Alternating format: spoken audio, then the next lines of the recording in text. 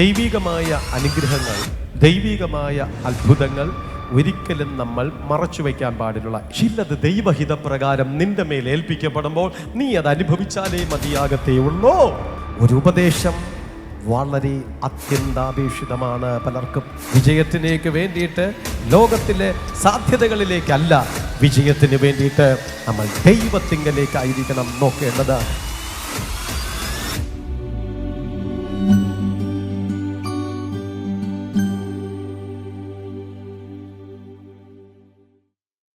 യോഹന്നാൻ സുവിശേഷം 1-ാം അധ്യായം അതിൻ്റെ 7-ാമത്തെ വാക്യം ഇങ്ങനെ എഴുതിയിരിക്കുന്നു: അവൻ സാക്ഷ്യത്തിനായി താൻ മുഖാന്തരം എല്ലാവരും വിശ്വസിക്കേണ്ടതിന് വെളിച്ചത്തെക്കുറിച്ച് സാക്ഷ്യം പറവാൻ തന്നെ വന്നു. യോഹന്നാൻ സുവിശേഷം 1-ാം അധ്യായം 7-ാം വാക്യത്തിൽ പരിചയപ്പെടുത്തിയിരിക്കുന്നത് പുള്ളിയുടെ ഒരേ ഒരു ജോലി, അവൻ സാക്ഷ്യത്തിനായി താൻ മുഖാന്തരം എല്ലാവരും വിശ്വസിക്കേണ്ടതിന് വെളിച്ചത്തെക്കുറിച്ച് സാക്ഷ്യം പറവാൻ തന്നെ വന്നു. വെളിച്ചമാകുന്ന ക്രിസ്തുവിനെക്കുറിച്ച് സാക്ഷ്യം പറയുക എന്നുള്ള ഒരു വലിയ ദൗത്യമായിരുന്നു യോഹന്നാൻ്റെ മേൽ ദൈവം ഭരമേൽപ്പിച്ചിരുന്നത്. ആകയാൽ ദൈവത്തിൻ്റെ പദ്ധതി എന്താണോ, എനിക്ക് പ്രസംഗിക്കുക എന്നുള്ളതല്ല, രോഗികളെ സൗഖ്യമാക്കുക എന്നുള്ളതല്ല, എൻ്റെ ജോലി ദൈവത്തിൻ്റെ സാക്ഷിയാകുക, മറ്റുള്ളവർ വിശ്വസിക്കേണ്ടതിന് വെളിച്ചത്തെക്കുറിച്ച് അനുഭവിച്ച അനുഭവങ്ങളെ സാക്ഷിയായിട്ട് നിൽക്കുക എന്നുള്ളത്. ആ ജോലി ഏൽപ്പിച്ച, ആ ജോലി അതെ ഭരമേൽപ്പിച്ച സമയത്തിൽ പൂർണ്ണ മനസ്സോടുകൂടി താനത് ഏറ്റെടുത്തു എന്നുള്ളത് ഏറ്റവും പ്രധാനപ്പെട്ട ഒരു ഭാഗം തന്നെ. ദൈവം ഒരു മനുഷ്യനെ ഏൽപ്പിക്കുന്ന ജോലി അത് വിശ്വസ്തയോടുകൂടി ചെയ്യുമ്പോൾ അത് ദൈവത്തിന് വളരെയധികം ഇഷ്ടമുള്ളൊരു ഭാഗം. മർക്കോസ് സുവിശേഷം 4-ാം അധ്യായം 21 മുതൽ നമ്മൾ വായിക്കുന്ന സമയത്തിൽ പിന്നെ അവൻ അവരോട് പറഞ്ഞത്, വിളക്ക് കത്തിച്ച് പറയിൻ കീഴിലോ കട്ടിലിൻ കീഴിലോ വെക്കുമാറുണ്ടോ? വിളക്ക് തണ്ടിന്മേലല്ലയോ വെക്കുന്നത്? വെളിപ്പെടുവാനുള്ളതല്ലാതെ ഗൂഢമായത് ഒന്നുമില്ല, വെളിച്ചത്ത് വരുവാനുള്ളതല്ലാതെ മറവായത് ഒന്നുമില്ല. കേൾപ്പാൻ ചെവിയുള്ളവൻ കേൾക്കട്ടെ. നിങ്ങൾ കേൾക്കുന്നത് എന്ത് എന്ന് സൂക്ഷിച്ചുകൊള്ളുവിൻ. നിങ്ങൾ അളക്കുന്ന അളവ് കൊണ്ട് നിങ്ങൾക്ക് അളന്നു കിട്ടും, അധികമായത് കിട്ടും. ഉള്ളവന് കൊടുക്കും, ഇല്ലാത്തവനോടോ ഉള്ളതും കൂടെ എടുത്തു കളയും എന്ന് ഞാൻ അവരോട് പറയുന്നു. അതിൻ്റെ ആന്തരിക അർത്ഥം മറ്റൊന്നുമേ അല്ല, ഒന്നും മറച്ചു വയ്ക്കാനുള്ളതല്ല. ദൈവികമായ അനുഗ്രഹങ്ങൾ, ദൈവികമായ അത്ഭുതങ്ങൾ ഒരിക്കലും നമ്മൾ മറച്ചു വയ്ക്കാൻ പാടില്ല. എന്ത് അനുഗ്രഹം നമുക്ക് കിട്ടിയാലും, എന്തൊക്കെ നന്മകൾ നമുക്ക് ലഭിച്ചു കഴിഞ്ഞാലും അതെല്ലാം വെളിപ്പെടുത്തുവാനുള്ളതാണ്, അതെല്ലാം പുറമേ പറയുവാനായിട്ടുള്ളതാണ്. ഒരുപക്ഷെ സാക്ഷ്യങ്ങൾ മാത്രമല്ല, നമുക്ക് കിട്ടുന്ന ചില പ്രത്യേക അനുഭവങ്ങൾ, നമുക്ക് കിട്ടുന്ന ദൈവികമായ സന്തോഷം, നമുക്ക് കിട്ടുന്ന ദൈവികമായ സമാധാനം, നമുക്ക് കിട്ടുന്ന ദൈവികമായ നേട്ടങ്ങൾ, ഇതെല്ലാം നമ്മൾ മറച്ചു വയ്ക്കാനുള്ളതല്ല, അതെല്ലാം വളരെ വ്യക്തമായ വിധത്തിൽ വെളിപ്പെടുത്തുവാനായിട്ടുള്ള ഭാഗമാണെന്നുള്ളത് കർത്താവിൻ്റെ നാമത്തിൽ ഞാൻ നിങ്ങളെ ഓർമ്മിപ്പിക്കുന്നു. സങ്കീർത്തനത്തിലേക്ക് പോകുമ്പോൾ 9:11 ഇപ്രകാരം എഴുതിയിരിക്കുന്നു: സിയോനിൽ വസിക്കുന്ന യഹോവയ്ക്ക് സ്തോത്രം പാടുവിൻ, അവൻ്റെ പ്രവൃത്തികളെ ജാതികളുടെ ഇടയിൽ ഘോഷിപ്പിൻ എന്ന് എഴുതിയിരിക്കപ്പെടുന്നു. അപ്പോൾ അതും വർണ്ണിക്കുവാനായിട്ട് ഉള്ളത് തന്നെയാണ്. ജാതികളുടെ ഇടയിൽ ഘോഷിക്കണം എന്നുള്ളതിനെ കുറിച്ചാണ് എഴുതിയിരിക്കപ്പെടുന്നത്.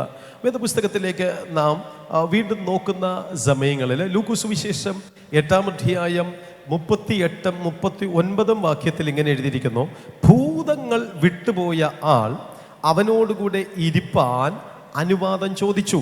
അതിനവൻ, നീ വീട്ടിൽ മടങ്ങിച്ചെന്ന് ദൈവം നിനക്ക് ചെയ്തത് ഒക്കെയും അറിയിക്ക എന്ന് പറഞ്ഞു അവനെ അയച്ചു. അവൻ പോയി യേശു തനിക്ക് ചെയ്തത് ഒക്കെയും പട്ടണത്തിൽ എല്ലായിടവും അറിയിച്ചു. ഗദരദേശത്ത് ഭൂതം ബാധിച്ച ഒരു വ്യക്തി ഉണ്ടായിരുന്നു. ആ വ്യക്തി യേശു കർത്താവിൽ നിന്ന് സ്വാതന്ത്ര്യം പ്രാപിച്ചെടുത്തു. യേശുവിൽ നിന്ന് ഒരു വിടുതൽ താൻ യഥാർത്ഥമായി അനുഭവിച്ചു. യേശുവിൽ നിന്ന് താനൊരു വിടുതൽ അനുഭവിച്ച സമയത്തിൽ പുതിയൊരു മനുഷ്യനായിട്ട് തീർന്നു. എന്തായിരുന്നു അദ്ദേഹത്തെ? ഭ്രാന്തൻ എന്നായിരുന്നു എല്ലാവരും പറഞ്ഞത്, വട്ടൻ എന്നാണെന്ന് എല്ലാവരും പറഞ്ഞത്. കാരണം വരുന്നവനെയും പോകുന്നവരെയൊക്കെ അവൻ ഉപദ്രവിക്കും. മാത്രമല്ല എപ്പോഴും കല്ലറയിൽ ചെന്ന് പാർക്കും, എപ്പോഴും മറ്റുള്ളവരെ ഉപദ്രവിക്കുന്ന ഒരു ശൈലി അല്ലെങ്കിൽ ഒരു പ്രതീതി അവിടെ ഉണ്ടായിരുന്നു. അങ്ങനെ ആ വിധത്തിൽ വളരെയധികം പ്രയാസത്തോടുകൂടി ഭാരത്തോടുകൂടിയൊക്കെ താനായിരുന്നു. പക്ഷേ ക്രിസ്തു കടന്നു ചെന്ന് തന്നെ സൗഖ്യമാക്കിയ സമയത്തിൽ തനിക്ക് പിന്നെ ജോലിക്ക് പോകാൻ മനസ്സ് വന്നില്ല, തനിക്ക് ബിസിനസ്സിന് പോകാൻ മനസ്സ് വന്നില്ല, തനിക്ക് പിന്നെ പാരമ്പര്യത്തിലേക്ക് പോകാൻ മനസ്സ് വന്നില്ല. കാരണം അവരാരും ഞങ്ങളെ രക്ഷിച്ചില്ലല്ലോ.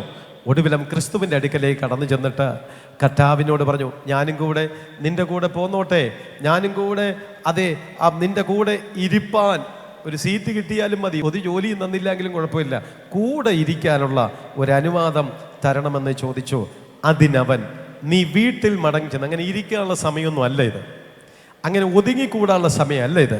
ഇവിടെ എൻ്റെ കൂടെ ഇരുന്നിട്ട് കാര്യമില്ല, എൻ്റെ കൂടെ നടന്നിട്ട് കാര്യമില്ല. ആമേൻ. അതിലുപരി നീ ചെയ്യേണ്ടത് നീ പോയി ചെയ്യണം എന്ന് പറഞ്ഞ് യേശുവിനെ പറഞ്ഞു വിട്ടു. പറഞ്ഞേൽപ്പിച്ച ജോലി വീട്ടിൽ വീട്ടിൽ വീട്ടിൽ വീട്ടിൽ പോയി പറ. അവൻ വീട്ടിൽ മാത്രമാണോ പറഞ്ഞത്? ആണോ? അല്ല. അവൻ നാട്ടിൽ പട്ടണത്തിൽ മുഴുവനും ഓടി നടന്ന് പറഞ്ഞു, യേശു എനിക്ക് വേണ്ടി വലുത് ചെയ്തോ, യേശു എനിക്ക് വേണ്ടി വലുത് ചെയ്തോ, യേശു എനിക്ക് വേണ്ടി വലുത് ചെയ്തോ. കൈയടിച്ചു പറ, എൻ്റെ കർത്താവ് എനിക്ക് വേണ്ടിയിട്ട് ഒരത്ഭുതം ചെയ്യുമ്പോൾ ഇനിയുള്ള നാളുകളിൽ ഞാനും വീട്ടിൽ മാത്രമല്ല നാട്ടിൽ എല്ലായിടത്തും ഓടി നടന്ന് യേശു എനിക്ക് വലുത് ചെയ്തു ചെയ്തു ചെയ്തു ചെയ്തു എന്ന് പറയും. ഞാൻ ഇത്രയും നേരം ചില റെഫറൻസുകൾ മാത്രമെടുത്ത് നിങ്ങളോട് ചിലത് പറഞ്ഞതിൻ്റെ പിന്നിൽ ഒരു ദൈവിക ഉദ്ദേശമുണ്ട്. ഇന്ന് വളരെ ദുഃഖത്തോടെ കടന്നു വന്ന അനേകരുണ്ട്, വളരെ ഭയത്തോടുകൂടി കടന്നു വന്ന അനേകരുണ്ട്, വളരെയധികം ആശങ്കയോടുകൂടി കടന്നു വന്ന പലരുമുണ്ട്.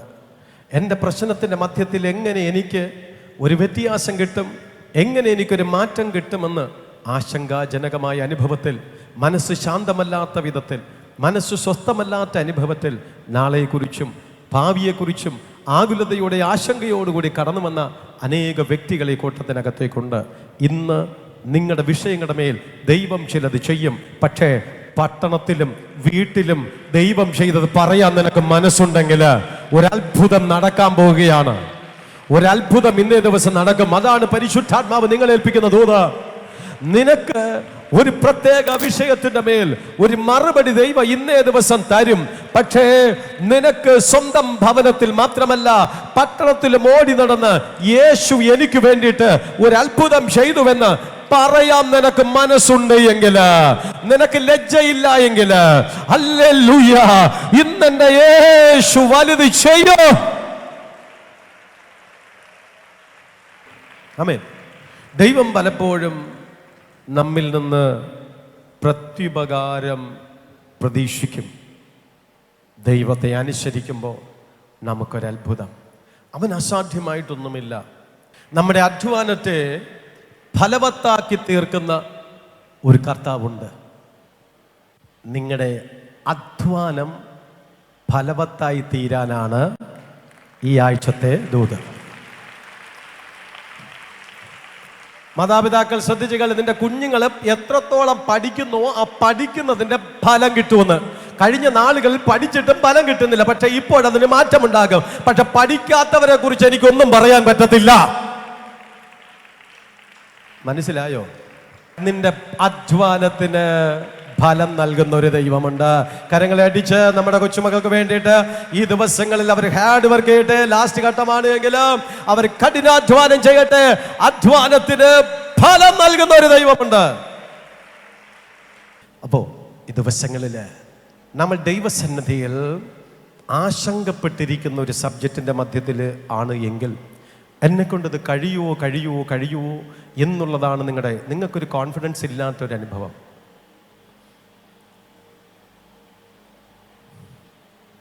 നിങ്ങളുടെ പുറമേയുള്ള ബുദ്ധിമണ്ഡലത്തിനകത്ത് എല്ലാം സേവ് ചെയ്യുന്നു. പിറ്റേ ദിവസമാകുമ്പോൾ എല്ലാം പോയി. പക്ഷെ ഒന്ന് ലോക്ക് ചെയ്യാൻ പറ്റുന്നില്ല. തലച്ചോറിനകത്ത് ചിലത് ലോക്ക് ചെയ്യണമല്ലോ. Praise God. നമ്മളൊക്കെ അത്തരത്തിലാണ് വചനമൊക്കെ ഇങ്ങനെ വായിച്ചങ്ങ് വീടും. പക്ഷേ ചിലതിനെ പിടിച്ചങ്ങ് ലോക്ക് ചെയ്യും, ചിലതിനെ പിടിച്ച് ലോക്ക് ചെയ്യും. Praise God. യെഹെസ്കേൽ പ്രവചനം 24-ാം അധ്യായത്തിൽ നിന്നാണ്. യെഹെസ്കേലിനോട് ദൈവം പറഞ്ഞു, നിന്റെ ഭാര്യ മരിച്ചു പോകും, പക്ഷെ നീ ദുഃഖിക്കല്ലെന്ന്. ദുഃഖിക്കരുത്. നിനക്കൊരു മരണം വാർത്ത കടന്നു വരും, പക്ഷെ നീ ദുഃഖിക്കരുത്. നീ വിലാപഗാനം ആലപിക്കരുത്. നീ എൻ്റെ നാമത്തിൽ പ്രവചിച്ചു കൊണ്ടിരിക്കണം. ഒരു മരണം നിന്നെ തകർക്കരുത്. ഞാൻ ലോക്ക് ചെയ്തു. അതുകൊണ്ടാണ് ഇപ്പോൾ കാണാതെ പറഞ്ഞത് ആദ്യ ആയത്തിൻ്റെ പേര്, അല്ലേ? Praise the Lord. നിങ്ങൾ വേർപാടിൻ്റെ ദുഃഖത്തിൽ ചിലരായിരിക്കും. ദൈവഹിതമാണെങ്കിൽ നിങ്ങൾ സന്തോഷത്തോടെ എടുക്കണം. ഒരു മരണം ഒരുപക്ഷെ നിങ്ങൾ തകർത്തിരിക്കുന്ന അനുഭവങ്ങളായിരിക്കാം, നിങ്ങൾ ഒറ്റപ്പെട്ടിരിക്കുന്ന അവസ്ഥകളായിരിക്കപ്പെടാം. പക്ഷെ ദൈവഹിതമാണെങ്കിൽ നിങ്ങളതിനെ സമ്മതിച്ചു കൊടുക്കണം. അതിൽ വീണ്ടും നിങ്ങൾ ദുഃഖിച്ച് പ്രയാസപ്പെട്ടിരിക്കുകയല്ല. ദൈവം അറിയാതെ വന്നതല്ല, ചിലത് ദൈവം അറിഞ്ഞിട്ടാണ് വന്നത്. അത് നിന്നോടുള്ള ഇഷ്ടക്കേടല്ല, നിന്നോട് സ്നേഹമില്ലാത്തത് കൊണ്ടല്ല. ആകയാൽ ചിലത് ദൈവഹിതപ്രകാരം നിന്റെ മേൽ ഏൽപ്പിക്കപ്പെടുമ്പോൾ നീ അത് അനുഭവിച്ചാലേ മതിയാകത്തേ ഉള്ളൂ. Praise the Lord. ഞാൻ തിരിച്ചു വരട്ടെ. നിങ്ങൾ അധ്വാനത്തിന് ഫലം കിട്ടുമോ ഇല്ലയോ എന്ന് പറയുമ്പോൾ ദൈവസന്നിധിയിൽ ആശങ്കകൾ, നിങ്ങൾക്കൊന്നും പഠിക്കുവാൻ കഴിയുന്നില്ല. ആ പരീക്ഷാ ശോധന ഘട്ടത്തിൽ ദൈവസ്നേഹത്തിൽ നിന്ന് ഒളിച്ചോടുന്നു. മുതിർന്നവർ, ആ കഷ്ടത വന്നപ്പോൾ നിങ്ങൾ ഒളിച്ചോടുന്നു. ആ വേർപാടിന്റെ ദുഃഖം വന്നപ്പോൾ നിങ്ങൾ ഒളിച്ചോടുന്നു. എന്നെ കൊണ്ടത് കഴിയത്തില്ല. എനിക്കൊരിക്കലും ഒരു മുന്നേറ്റം കിട്ടത്തില്ല, എനിക്കൊരു വിജയം കിട്ടത്തില്ല, എനിക്കൊരു അനുഗ്രഹം കിട്ടത്തില്ല എന്ന് ചിന്തിക്കുന്ന ആരെങ്കിലും ഈ കൂട്ടത്തിലുണ്ടെങ്കിൽ ഇന്ന് നിങ്ങൾ പറഞ്ഞ് ധൈര്യപ്പെടുക. എന്നെ ശക്തനാക്കുന്നവൻ മുഖാന്തരം ഞാൻ സകലത്തിനും മതിയായവൻ. ഏത് പ്രതിസന്ധിയെയും അതിജീവിക്കുവാൻ ഞാൻ റെഡിയാണ്, ഏത് പ്രതികൂലത്തെയും അതിജീവിക്കുവാൻ റെഡിയാണ്. പക്ഷെ എൻ്റെ കർത്താവേ, എന്നെ ശക്തിപ്പെടുത്തണമേ, എന്നെ ബലപ്പെടുത്തണമേ. ആമേൻ. ഈ എക്സാം സമയങ്ങളിൽ എൻ്റെ മനസ്സിനെ നീ നിയന്ത്രിക്കണമേ, എൻ്റെ ആശങ്കകളെ മാറ്റി തരണമേ, എൻ്റെ ഭയപ്പാടുകളെ മാറ്റി തരണമേ കർത്താവേ, എൻ്റെ ഉറപ്പില്ലായ്മകളെ മാറ്റി തരണമേ, എന്നെ നീ സഹായിക്കണമേ. അങ്ങനെ ഒരു ദൈവത്തിന്റെ പൈതലിനെ പ്രാർത്ഥിക്കുവാനായിട്ട് കഴിയപ്പെടുമെങ്കിൽ ഒന്നാമതായിട്ട് ആ വ്യക്തി ബലം പ്രാപിച്ചു, ശക്തി പ്രാപിച്ചു, മനസ്സുകൊണ്ട് ധൈര്യപ്പെട്ടു. ചിലത് ലോക്ക് ചെയ്യാൻ കഴിയും. ഹൃദയത്തിനകത്ത്, ബ്രെയിനകത്ത് ഒരിക്കലും മറക്കാത്ത വിധത്തിലേക്ക് എല്ലാം ലോക്ക് ചെയ്തു. പക്ഷേ സമയമാകുമ്പോൾ ഒന്നും തുറന്നു വരുന്നില്ല. അതൊരു പ്രശ്നമാണ്. പിടിച്ചു എല്ലാം എനിക്കറിയാം. നാവിൻ്റെ തുമ്പത്തിരിക്കണം, ഇങ്ങോട്ട് വരുന്നില്ല. ഇവിടെ വന്നു, പിന്നെ ഇങ്ങോട്ട് വരുന്നില്ല. പിന്നെ അങ്ങനെ ഞാൻ പണ്ട് എക്സാമൊക്കെ എഴുതിയ സമയത്തല്ലേ, പണ്ട് തുഴവേ പഠിച്ചിട്ടുള്ളൂ. എന്നാലും കുഴപ്പമില്ല. എന്താ ഇനി വരാൻ വേണ്ടിയിട്ടാണ്. പക്ഷെ എന്നിട്ടും വരുന്നില്ല. അപ്പോഴാണ് നമ്മൾ അടുത്ത വചനത്തിലേക്ക് കടക്കേണ്ടത്. കർത്താവ് എന്താ പറഞ്ഞ? യോഹന്നാൻ സുവിശേഷം 14-ാം അധ്യായം 26 എന്താ പഠിപ്പിച്ചിരിക്കുന്നത്? എങ്കിലും പിതാവ് എൻ്റെ നാമത്തിൽ അയപ്പാനുള്ള പരിശുദ്ധാത്മാവ് എന്ന കാര്യസ്ഥൻ നിങ്ങൾക്ക് സകലവും ഉപദേശിച്ചു തരികയും ഞാൻ നിങ്ങളോട് പറഞ്ഞതൊക്കെയും നിങ്ങളെ ഓർമ്മപ്പെടുത്തുകയും ചെയ്യും. പരിശുദ്ധാത്മാവ് രോഗം സൗഖ്യമാക്കുന്നവൻ മാത്രമല്ല എന്ന്. പരിശുദ്ധാത്മാവ് ഭൂതത്തെ പുറത്താക്കുന്നവൻ, ശാപത്തെ പൊട്ടിക്കുന്നവൻ മാത്രമല്ല എന്ന്. പരിശുദ്ധാത്മാവ് കൃപാവരം നൽകുന്നവൻ മാത്രമല്ല. പരിശുദ്ധാത്മാവ് വ്യക്തമായി പഠിപ്പിക്കുന്നത് ഇങ്ങനെയാണ്: നിങ്ങളെ ഓർമ്മപ്പെടുത്തുന്നവനാണ്. അവൻ ഉപദേശിക്കും, ഓർമ്മപ്പെടുത്തും. തൃത്വത്തിൽ മൂന്നാമനായിരിക്കുന്ന പരിശുദ്ധാത്മാവ് പരിശോധനയിലൂടെ നടന്നു പോകുന്ന കുടുംബത്തിന് വേണ്ടി, പരീക്ഷയ്ക്ക് വേണ്ടി ഒരുങ്ങുന്ന കുട്ടികൾക്ക് വേണ്ടിയിട്ട് ചെയ്യുന്ന പ്രവൃത്തിയാണ് ഓർമ്മപ്പെടുത്തും, ഉപദേശിക്കും. ഒരു ഉപദേശം വളരെ അത്യന്താപേക്ഷിതമാണ് പലർക്കും. ഉപദേശം ഇല്ലാണ്ടാണല്ലോ പലരും തകർച്ചയിലേക്ക് പോകുന്നത്. ഒരു ഉപദേശമില്ലാത്തത് കൊണ്ടാണ് പലരും നിരാശയിലും ദുഃഖത്തിലുമായിരിക്കുന്നത്. ഒരു ഉപദേശമില്ലാത്തത് കൊണ്ടാണല്ലോ പലരും വേദനയിലും ഭാരത്തിലുമായിരിക്കുന്നത്. ചില കുട്ടികൾ, ചില വ്യക്തികൾ നല്ലൊരു ഉപദേശം അവർക്ക് ലഭിക്കാതെ വരുമ്പോൾ അവരിറങ്ങിച്ചാടുന്നു. അവരെന്ത് ചെയ്യുന്നു, ഏത് ചെയ്യുന്നു എന്നറിയത്തില്ല, എന്തൊക്കെയോ കാട്ടിക്കൂട്ടുന്നു. അതേ സഹോദരങ്ങളെ, പരിശുദ്ധാത്മാവിന് ഉപദേശിക്കുവാൻ കഴിയപ്പെടും. നീ ഒരു നല്ലൊരു ഉപദേശത്തിന് വേണ്ടി കൊതിക്കുന്ന വ്യക്തിയാണോ? ഇന്ന് നിന്റെ പ്രാർത്ഥനാ മുറിക്കകത്ത് ദൈവത്തോട് ചോദിക്കണം, കർത്താവേ, എന്നെ ഉപദേശിക്കുന്ന ഒരു പരിശുദ്ധാത്മാവുണ്ട് എന്ന്. ഞങ്ങൾ ഈ ഗ്ലോറിയസ് സൺഡേയിൽ ഞങ്ങളത് ധ്യാനിച്ചു, ഞങ്ങളത് മനസ്സിലാക്കി. അങ്ങനെയാണെങ്കിൽ എൻ്റെ കർത്താവേ, എന്നെ നീ ഉപദേശിക്കണം. അങ്ങയുടെ ഉപദേശം ഒരിക്കലും പാഴായി പോകത്തില്ല. ദൈവത്തിന്റെ ഉപദേശം നിങ്ങൾക്ക് എപ്പോഴും വളക്കൂറായിരിക്കും. ദൈവം തരുന്ന ഉപദേശങ്ങൾ നിങ്ങളെ ലക്ഷ്യത്തിലേക്ക് കൊണ്ടെത്തിക്കുന്ന ഉപദേശമായിരിക്കും. ദൈവം എന്നെ ഉപദേശിച്ചത് ദൈവദാസനാകണമെന്ന്. ദൈവത്തിന്റെ ഉപദേശം എന്നെ ലക്ഷ്യത്തിലേക്ക് കൊണ്ടെത്തിച്ചു.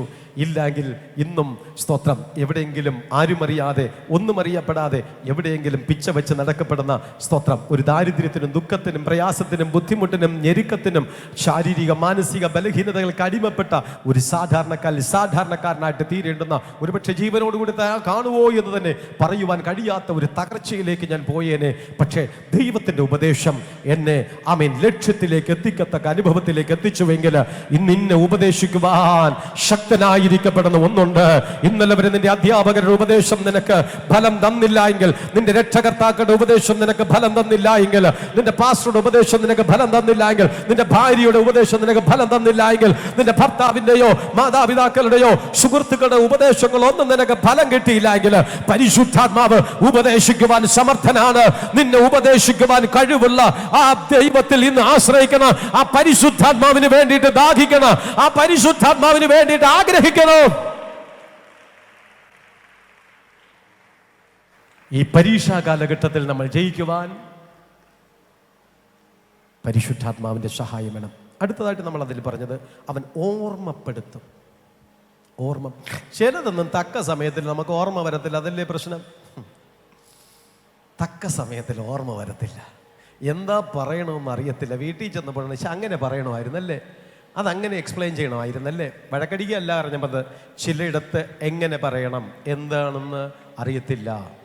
പഠിക്കുന്ന കുട്ടികൾക്ക് വേണ്ടിയിട്ട് ഞാൻ പറയട്ടെ, നീ അധ്വാനിച്ചു, പക്ഷെ നിനക്ക് ഫലം കിട്ടുന്നില്ല. അതാണ് നിന്റെ പ്രശ്നം. നീ അധ്വാനിച്ചു, നിനക്ക് ഫലം കിട്ടുന്നില്ല, അതാണ് നിന്റെ വിഷയം. ദൈവത്തിന് നിന്നെ ഓർമ്മപ്പെടുത്തുവാൻ കഴിയും. തക്ക സമയത്തിൽ എന്താണ് എഴുതണമെന്ന് നിങ്ങൾക്കറിയത്തില്ല. തക്ക സമയത്തിൽ എന്ത് പറയണമെന്ന് നിങ്ങൾക്ക് അറിയത്തില്ല. നിങ്ങൾക്ക് തക്ക സമയത്തിൽ ഓർമ്മ തരുന്നത് പരിശുദ്ധാത്മാവാണ്.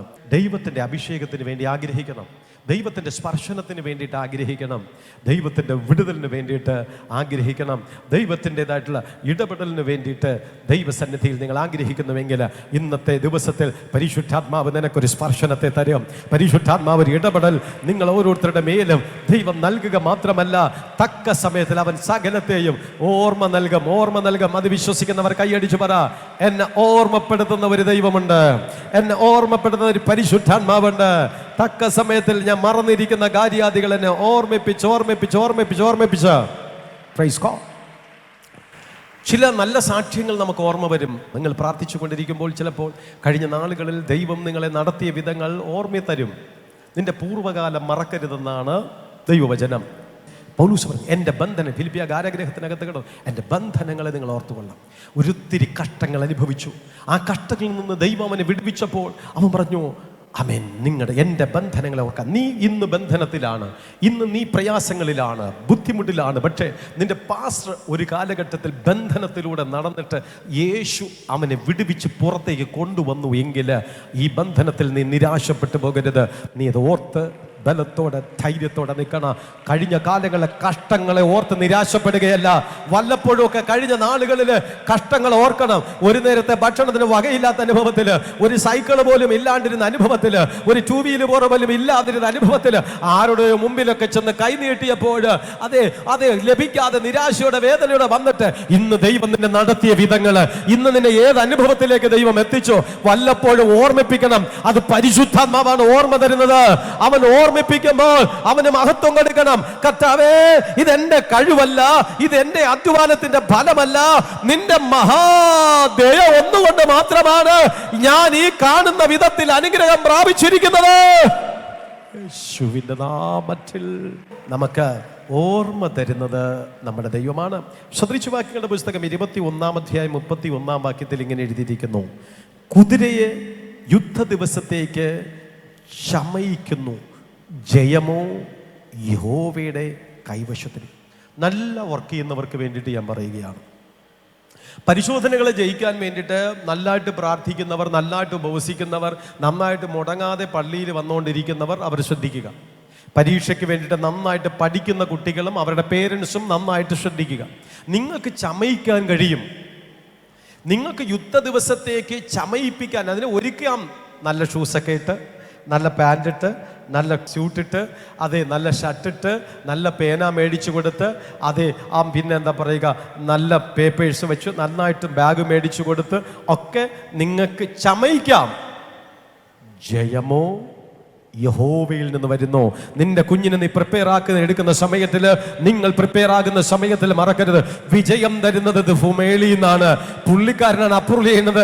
ഞാൻ ജയിക്കണോ വേണ്ടേന്ന് തീരുമാനിക്കുന്നത് എൻ്റെ ദൈവമാണ്. ഞാൻ വിജയിക്കണമോ തോൽക്കണമോ എന്ന് തീരുമാനിക്കുന്നത് എൻ്റെ കർത്താവാണ്. അതുകൊണ്ട് കുതിര യുദ്ധ ദിവസത്തേക്ക് ചമയിക്കാം. ജയമോ യഹോവയുടെ കൈവശത്തിലായിരിക്കുന്നു. ദൈവത്തിന്റെ കയ്യിലിരിക്കുന്ന ഒരനുഗ്രഹമാണ് വിജയം. പ്രതിസന്ധികളിൽ വിജയിപ്പിക്കുന്നത് ദൈവത്തിന്റെ കരസ്പർശനമാണ്. പരീക്ഷയിൽ വിജയിപ്പിക്കുന്നത് ദൈവത്തിന്റെ കരസ്പർശനമാണ്. ആകയാൽ വിജയത്തിന് വേണ്ടിയിട്ട് പുസ്തകത്തിലേക്ക് മാത്രമല്ല, വിജയത്തിലേക്ക് വേണ്ടിയിട്ട് ലോകത്തിലെ സാധ്യതകളിലേക്കല്ല, വിജയത്തിന് വേണ്ടിയിട്ട് നമ്മൾ ദൈവത്തിങ്കലേക്കായിരിക്കണം നോക്കേണ്ടത്. നെഹമ്യാവിന്റെ പുസ്തകം 2-ാം അധ്യായം 20-ാം വാക്യത്തിൽ, അതിന് ഞാൻ അവരോട്, സ്വർഗത്തിലെ ദൈവം ഞങ്ങൾക്ക് കാര്യം സാധിപ്പിക്കും, ആകയാൽ അവൻ്റെ ദാസന്മാരായി ഞങ്ങൾ എഴുന്നേൽക്കും. കോൺഫിഡൻസ് വേണം. എല്ലാത്തിനും തോൽക്കത്തില്ല, ഞങ്ങൾ പണിയും, ഞങ്ങൾ ജയിക്കും, ഞങ്ങൾ പണിയും. ഒരു ഉറപ്പ് വേണം. ഇതാണ് ഈ ദിവസങ്ങളിൽ വേണ്ടത്. ഭയപ്പാടിൻ്റെ അനുഭവങ്ങളല്ല. ഭയത്തിന് ദണ്ഡനമുണ്ട് സഹോദരങ്ങളെ, അത് നിങ്ങൾ ദണ്ഡിപ്പിച്ചുകൊണ്ടിരിക്കും. ധൈര്യം വേണം.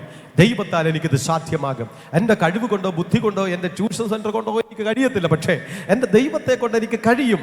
എൻ്റെ ദൈവത്താൽ എനിക്ക് ലക്ഷ്യത്തിലെത്താനായിട്ട് കഴിയും. എൻ്റെ ദൈവത്തിൻ്റെ സഹായത്തോടു കൂടി ഞാൻ മതിൽ ചാടിക്കടക്കുക മാത്രമല്ല, ഞാൻ ജയിക്കുക തന്നെ ചെയ്യും. Praise God. വചനം വീണ്ടും പഠിപ്പിക്കുന്നു, മാതാപിതാക്കൾക്ക് വേണ്ടിയിട്ട് പറയുകയാണ്. യെശയ്യാ പ്രവചനം 54-ാം അധ്യായം 13-ാം വാക്യം, നിന്റെ മക്കൾ എല്ലാവരും യഹോവയാൽ ഉപദേശിക്കപ്പെട്ടവരും നിന്റെ മക്കളുടെ സമാധാനം വലുതും ആയിരിക്കും. തലമുറകൾക്ക് വേണ്ടി പ്രാർത്ഥിക്കുന്ന പേരൻസിനോട് ദൈവാത്മാവ് വ്യക്തമായി പഠിപ്പിക്കുന്ന ഒരു ഭാഗമുണ്ട്. നിന്റെ മക്കളുടെ സമാധാനം ദൈവത്തിന് വിലയേറിയതാണ്. നിന്റെ മക്കളുടെ സമാധാനം ദൈവം നിനക്ക് അനുഗ്രഹിച്ച് നൽകപ്പെടാം. നിന്റെ മക്കളുടെ സമാധാനം വളരെ വലുതായിരിക്കും. നിന്റെ മക്കളുടെ സമാധാനം ദൈവം അറിയുന്നുണ്ട്. സ്വസ്ഥതയില്ലാതെ ആശങ്കപ്പെടുന്ന നിന്റെ കുഞ്ഞിനെ കണ്ട് നിരാശപ്പെടുന്ന വ്യക്തിയാണോ? മനസ്സമാധാനമില്ലാതെ ഓടി നടക്കുന്ന നിന്റെ തലമുറയെ കണ്ട് നീ ഭാരപ്പെടുകയാണോ? സ്വസ്ഥതയില്ലാതെ വ്യാകുലപ്പെടുന്ന നിന്റെ കുഞ്ഞിനെ കണ്ട് നീ ഭാരപ്പെടുകയാണോ? നിന്റെ മക്കളുടെ തലമുറയിൽ ഇല്ല, നിന്റെ മക്കളുടെ കുടുംബജീവിതത്തിൽ സ്വസ്ഥതയില്ല, നിന്റെ മക്കളുടെ ജോലിയിൽ സ്വസ്ഥതയില്ല, നിന്റെ മക്കളുടെ വിദ്യാഭ്യാസത്തിൽ സ്വസ്ഥതയില്ല, അസമാധാനത്തിലൂടെ ആകുലതയിലൂടെ കടന്നു പോകുന്ന അമ്മമാരോട് അപ്പന്മാരോട് പരിശുദ്ധാത്മാ വിളിച്ചു പറയുന്നു, ദൈവത്തിന്റെ സന്നിധിയിൽ അത് വലുതാണ്. ദൈവം അത് ആ സമാധാനത്തെ പകർന്നയക്കുവാനായിട്ട് ഈ ആഴ്ചകളിൽ ആഗ്രഹിക്കപ്പെടുമോ? വചനം പറഞ്ഞ് ബലത്തോടെ വിശ്വാസത്തോടെ നീ പ്രാർത്ഥിക്കണം. കർത്താവിന്റെ സന്നിധിയിൽ മോശ ഒരിക്കൽ പ്രാർത്ഥിച്ചു. പുറപ്പാട് പുസ്തകം 33-ാം അധ്യായം 14-ാം വാക്യം, അതിനവൻ എന്റെ സാന്നിധ്യം നിന്നോടുകൂടെ പോര്, ഞാൻ നിനക്ക് സ്വസ്ഥത നൽകും എന്ന് അരുളി ചെയ്തു. അവനോട്, തിരുസാന്നിധ്യം എന്നോടുകൂടെ പോരുന്നില്ല എങ്കിൽ ഞങ്ങളെ ഇവിടെ നിന്ന് പുറപ്പെടുവിക്കരുത്. തിരുസാന്നിധ്യം ഞങ്ങളോടുകൂടെ പോരുന്നില്ല എങ്കിൽ ഞങ്ങളെ ഇവിടെ നിന്ന് പുറപ്പെടുന്നത്. ഏതൊരു കാര്യത്തിന് ഇറങ്ങുമ്പോൾ നിങ്ങൾ പ്രാർത്ഥിക്കേണ്ടുന്ന ഒരു വാക്യമാണ്, ദൈവമേ അങ്ങയുടെ സാന്നിധ്യമില്ല എങ്കിൽ ഞങ്ങളെ അയക്കരുത്. അങ്ങയുടെ സാന്നിധ്യമില്ലാതെ പോകുന്നിടത്ത് ഫെയിലാകും, അങ്ങയുടെ സാന്നിധ്യമില്ലാതെ പോകുന്നത് തോൽക്ക്. അങ്ങയുടെ സാന്നിധ്യത്തോടെ നീ ഏത് തൊഴിൽ മേഖലയിൽ പോയാലും, ഏത് ബിസിനസ് മേഖലയിലേക്ക് കടന്നു പോയാലും സഹോദര സഹോദരി, നീ വിജയിക്കുമെന്നുള്ളതിന് സംശയമേ ഇല്ല. ആത്മാവിൽ ഞാൻ വിളിച്ചു പറയട്ടെ, ദൈവ സാന്നിധ്യത്തോടൊപ്പം പോകാൻ തയ്യാറാകുക, ദൈവ സാന്നിധ്യത്തോടൊപ്പം പോകാൻ റെഡിയാകുക, ദൈവ സാന്നിധ്യത്തോടൊപ്പം ആമേൻ മുൻപിലേക്ക് ഗമിക്കാൻ പോകുക. നീ ഒറ്റയ്ക്കല്ല, നീ ജയാളിയായിട്ട് തിരിച്ചു വരപ്പെടുക. ദാവീദിന് ശത്രുവിനെ തോൽപ്പിക്കുവാനായിട്ട് കഴിയപ്പെടാത്ത അനുഭവത്തിൽ സിക്ലാഗിൽ വെച്ചവൻ നിലവിളിച്ച് കണ്ണു കണ്ണുനീരോടെ നിലവിളിച്ചു, ഈ ശത്രു ശക്തികളെ എനിക്ക് തോൽപ്പിക്കാൻ കഴിയത്തില്ല. എന്റെ ഭാര്യമാരെ കൊണ്ടുപോയി, എന്റെ കുഞ്ഞുങ്ങളെ കൊണ്ടുപോയി, എന്റെ വസ്തുവകളെല്ലാം കൊണ്ടുപോയി. പക്ഷെ ദൈവം പറഞ്ഞു, നീ ഈ പരീക്ഷയെ പിന്തുടരുക. ദാവീദ് ദൈവത്തിന്റെ സഹായത്തോടെ അതിന്റെ പിന്നാലെ പോയി നഷ്ടപ്പെട്ടു പോയ സകലത്തെയും തിരിച്ചു കൊണ്ടുവന്നുവെങ്കിൽ, ആമീൻ, അബ്രഹാമിന്റെ സഹോദരപുത്രനായിരിക്കുന്ന ലോത്തിനെ ശത്രു രാജ്യക്കാരെ അപകരിച്ചു കൊണ്ടുപോയി ദൈവത്തിന്റെ സഹായത്തോടു കൂടി അബ്രഹാം കടന്നുപോയി ജയാളിയായിട്ട് തിരിച്ചു വന്നുവെങ്കിൽ, ഈ പകൽ സമയം ദൈവ സാന്നിധ്യം നിന്റെ കൂടെ പോരുന്നുവെങ്കിൽ, നീ പോകുന്ന സകല കാര്യാദികളും വിജയിക്കും.